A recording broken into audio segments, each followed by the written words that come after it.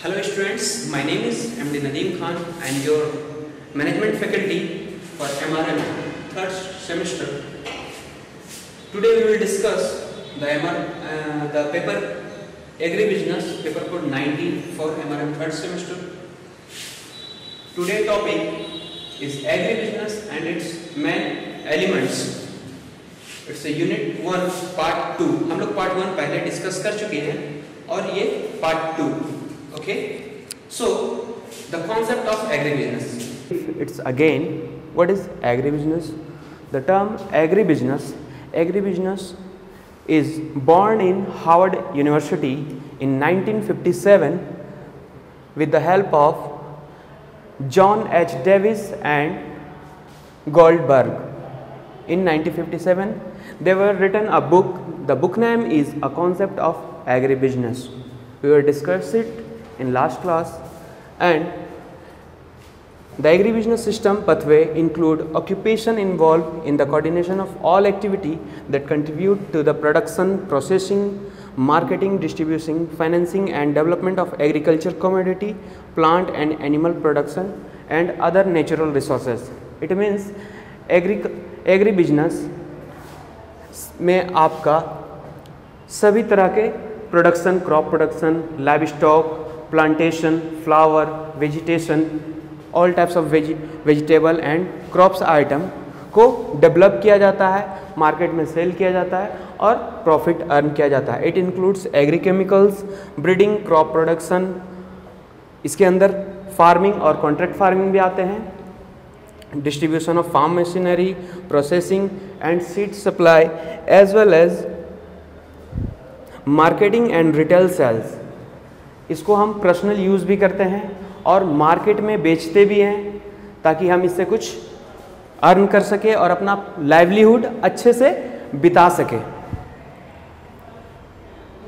And all other agents of the food and fibre value chain and those institution that influence it are part of the agribusiness system. This all are the part of the agribusiness system.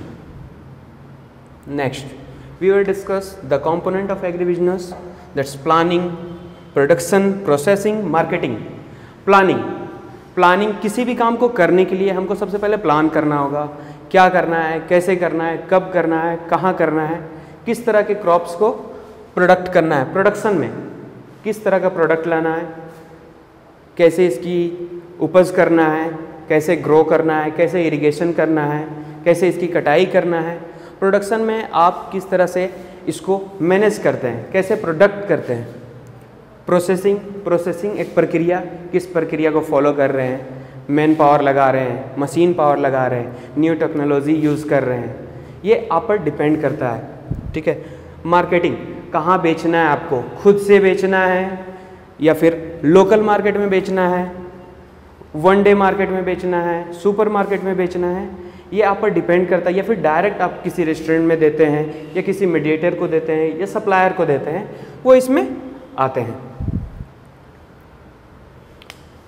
Main elements of agribusiness. Agribusiness के बहुत सारे मुख्य तत्व हैं, which is agri chemicals, breed and breeding, crop production, इसके अंदर farming और contract farming भी आते हैं, distribution, farm machinery processing, seed supply, marketing and retail sales.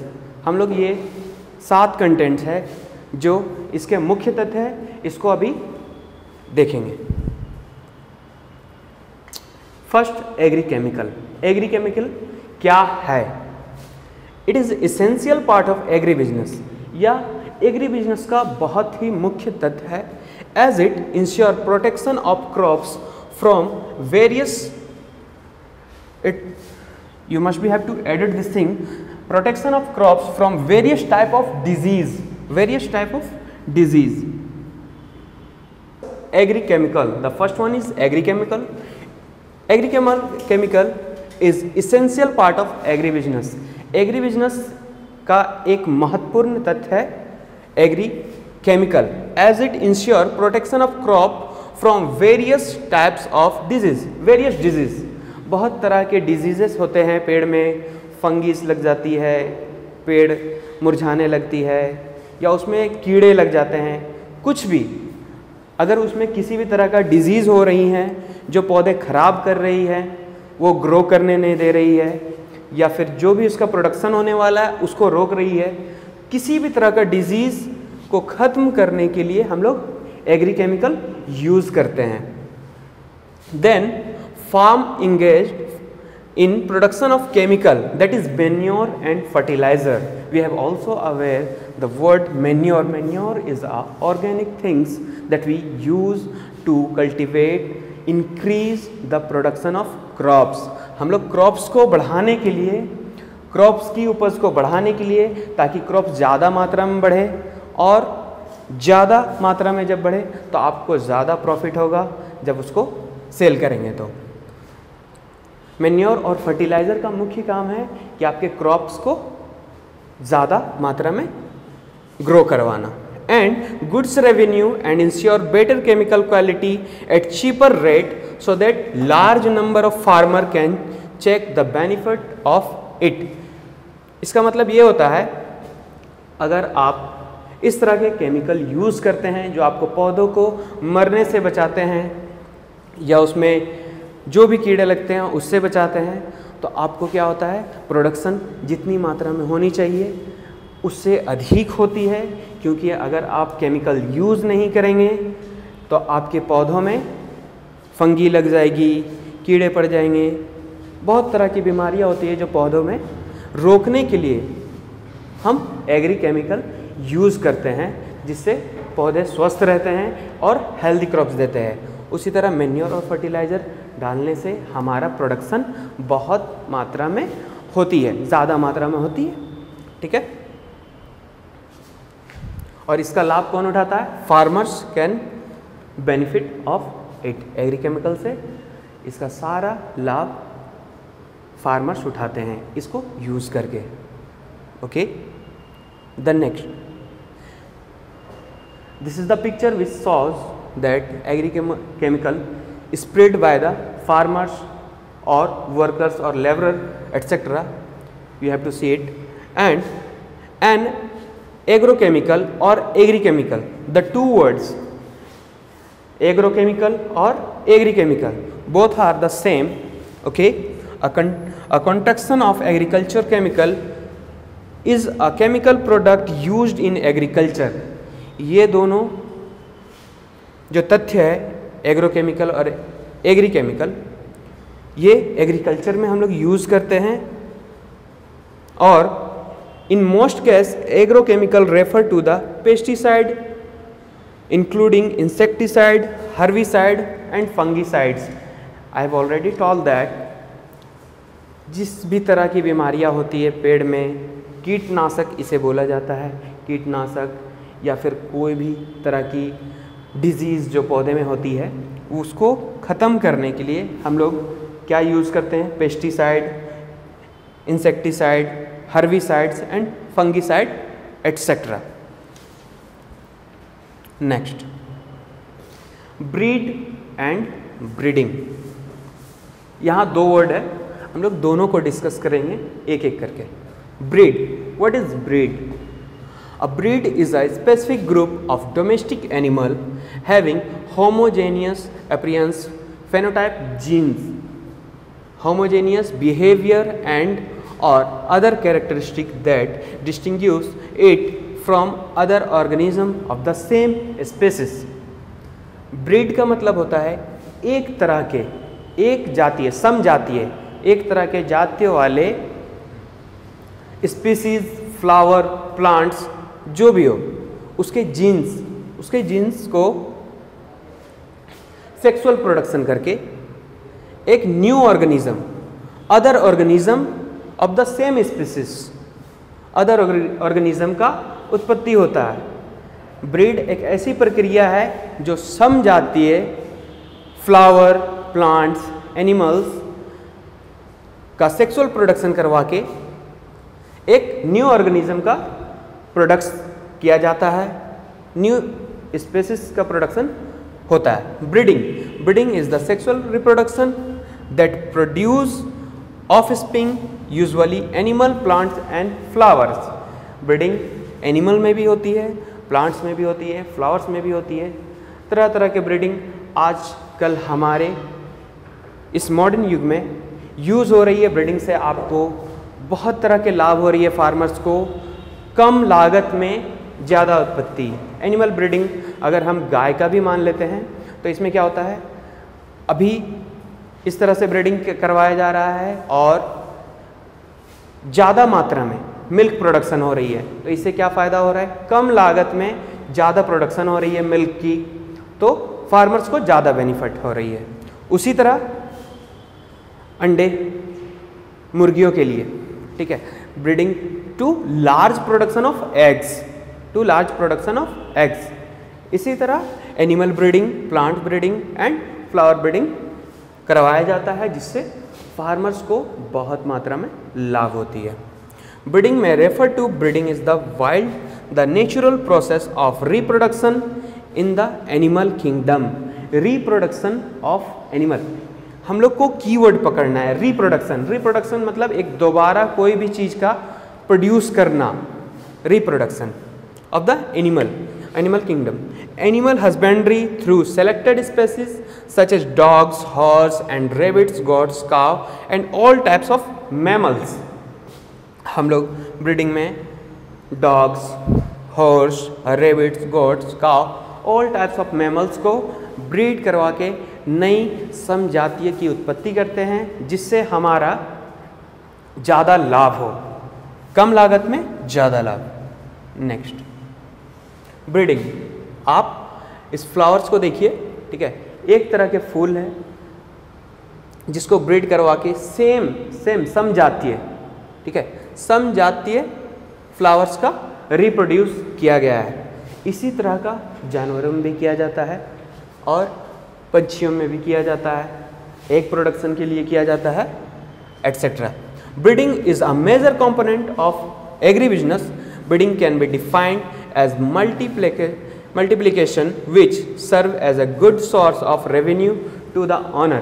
Breeding एक ऐसी प्रक्रिया है जिसको करके ऑनर को ज़्यादा से ज़्यादा मात्रा में लाभ होती है। They can earn higher through the sale of wide variety of dairy product, जिससे अगर आपकी ज़्यादा मात्रा में दूध हो रही है तो आप डेयरी प्रोडक्ट की ज़्यादा मात्रा में मार्केट में सेल कर सकते हैं। It is a source of security as the owner runs less risk of less loss as it provides continuous income through sale of dairy product। Breeding में आपका ज़्यादा लॉस नहीं होता है, रिस्क भी कम होता है, प्रोडक्शन आपकी जो लिमिटेड है वो तो होगी ही, इसके अलावा आपको प्रोडक्शन के लिए जो भी आप समजातीय को ब्रीडिंग करवा रहे हैं उससे आपकी रिस्क भी कम होती है, खर्च भी कम होती है, और क्वांटिटी मान लेते हैं अगर वो सक्सेस नहीं हुआ तो आपको उतनी क्वांटिटी तो प्रोडक्शन होगी ही जितनी होती थी, और अगर सक्सेस हो गया तो आपको ज़्यादा मात्रा में प्रोडक्शन होगा, जिससे आप ज़्यादा सेल करके ज़्यादा प्रॉफिट अर्न कर सकते हैं। Okay, now let's discuss third point, the crop production. इसके अंदर फार्मिंग और कॉन्ट्रैक्ट फार्मिंग भी आते हैं। So what is crop production? It is essential part of agri business. यह एग्री बिजनेस का मुख्य तत्व है and it is one of the major component of it.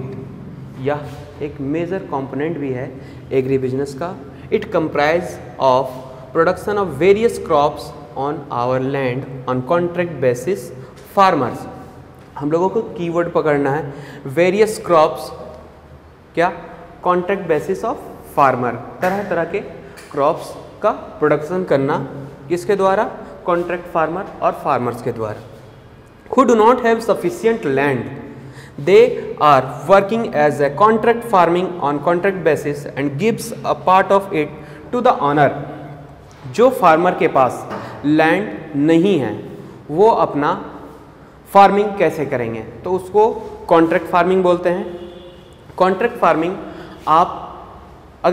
Contract farming भी आप दो भागों में बांट सकते हैं। अगर आपके पास लैंड है लेकिन आपके पास सोर्सेस नहीं है कि उसको कैसे किया जाए, मशीनरी नहीं है, सीड्स नहीं है, या फिर आपके पास फाइनेंशियल सपोर्ट नहीं है, तो आप अपने लैंड को किसी और को दे के या उसी लैंड में किसी और से काम करवा के आप जो भी प्रोडक्शन होगा, उससे जो भी सेल होगी, इस सेल के द्वारा जो भी प्रॉफिट होगा वो दोनों में बांट लिया जाए। Gives a small part to the owner, उसमें एक छोटा सा हिस्सा ऑनर को भी दिया जाएगा और छोटा सा हिस्सा फार्मर को भी दिया जाएगा, जिन्होंने मेहनत किया, लगाया और क्रॉप को प्रोडक्शन किया और उसको मार्केट में सेल करके जो भी अर्न हुआ है।